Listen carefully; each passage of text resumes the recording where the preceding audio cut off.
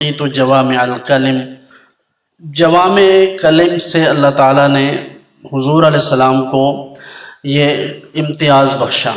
اور یہ آپ جانتے ہیں کہ اللہ تعالیٰ نے جب بھی کسی نبی کو بھیجا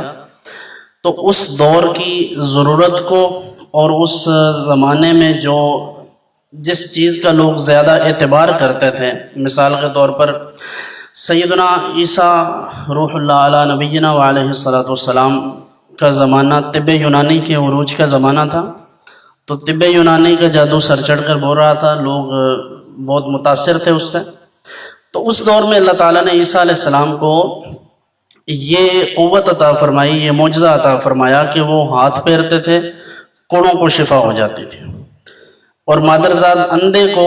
وہ ہاتھ پھیرتے تھے وہ صحیح ہو جاتا تھا۔ وَأُبْرِئُ الْأَكْمَحَ وَالْأَبْرَصَ وَأُحْيِي الْمَوْتَى بِإِذْنِ اللَّهِ، قرآن حکیم نے اسی طرف اشارہ کیا ہے۔ تو حضور علیہ السلام جس زمانہ میں تشریف لائے وہ زبان و بیان کا دور ہے، فصاحت و بلاغت کا دور ہے، اس لیے اللہ تعالیٰ نے حضور کو وہ معجزہ عطا فرمایا، یعنی قرآن حکیم، کہ جس کا اعجاز، جس کا جو اثرات ہیں وہ قیامت تک جاری رہیں گے۔ اسی لیے آج بھی قرآن کا معجزہ، قرآن کا اعجاز آج بھی موجود ہے۔ نبی پاک صلی اللہ علیہ وسلم کا یہ معجزہ قرآن آج بھی کہہ رہا ہے وَإِن كُنتُمْ فِي رَيْبٍ مِّمَّا نَزَّلْنَا عَلَىٰ عَبْدِنَا فَأْتُوا بِسُورَةٍ مِّن مِّثْلِهِ، کہ اگر تمہیں یہ ڈاؤٹ ہے کہ یہ اللہ کی طرف سے نہیں ہے تو اس جیسی کوئی ایک صورت لے آؤ، ایک آیت ہی لے آؤ۔ تو یہ حضور علیہ السلام کا سب سے بڑا معجزہ ہے قرآن۔ تو اس لیے حضور علیہ السلام نے فرمایا کہ مجھے جوامع کلم عطا فرمائے گئے، وَنُصِرْتُ بِالرُّعْبِ، اور میری مدد کی گئی رعب سے، کہ اللہ تعالیٰ نے حضور علیہ السلام کو ایسا رعب عطا فرمایا تھا، اور یہ نبوت کا دبدبہ ہے جو کسی کے دل میں بیٹھ جاتا ہے۔ وَأُحِلَّتْ لِيَ الْغَنَائِمُ، اور میرے لیے غنیمتیں حلال کی گئیں، اور پھر وَجُعِلَتْ لِيَ الْأَرْضُ مَسْجِدًا وَطَہُورًا، اور تمام روئے زمین کو میرے لیے سجدہ گاہ اور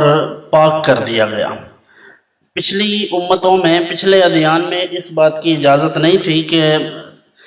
سوائے کسی عبادت خانے کے کسی اور جگہ عبادت کی جائے، جہاں عبادت خانہ تھا وہیں عبادت کرنا ہوتی تھی۔ لیکن نبی پاک صلی اللہ علیہ وآلہ وسلم کو یہ ڈسٹنکشن عطا کیا گیا کہ حضور علیہ السلام کی وجہ سے اللہ نے اس زمین کو پاک فرما دیا۔ ایک تو اس سے ہم تیمم بھی کر سکتے ہیں، یہ مٹی پاک کرنے والی بھی ہے۔ حضور کی تشریف آوری کے بعد اس میں اتنی ایبلٹی ہے کہ یہ مٹی کسی چیز کو پاک بھی کر دے۔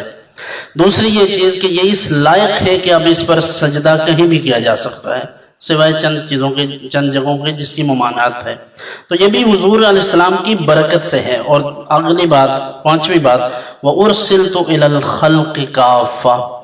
پیچھے جو انبیاء آتے تھے، مرسلین آتے تھے، خاص علاقوں کے لیے آتے تھے، خاص قوموں کی طرف آتے تھے، لیکن حضور علیہ السلام اللہ تعالیٰ کی تمام مخلوقات کے لیے رسول ہیں، سب کے لیے نبی ہیں۔ حضور علیہ السلام کی نبوت اور رسالت سب کے لیے ہے، نبوت عامہ ہے اور رسالت عامہ ہے، یعنی سب کے لیے۔ وَخُتِمَ بِهِ النَّبِيُّونَ، اور چھٹی بات جو حضور علیہ السلام کا ایک مابہ الامتیاز ہے وہ یہ کہ حضور آخر میں تشریف لائے تو اللہ تعالیٰ نے نبوت کا سلسلہ آپ پر ختم کر دیا، خاتم النبیین بھی ٹھہرے، جوامع کلم بھی عطا فرمائے گئے، رعب سے آپ کی مدد بھی کی گئی، غنیمتیں آپ کے لیے، یعنی جنگ میں جو سامان ہوتا ہے، جو چیزیں ہوتی ہیں وہ بھی آپ کے لیے حلال کی گئی، اور اس کے علاوہ زمین کو اللہ تعالیٰ نے حضور کی برکت سے پاک فرمایا۔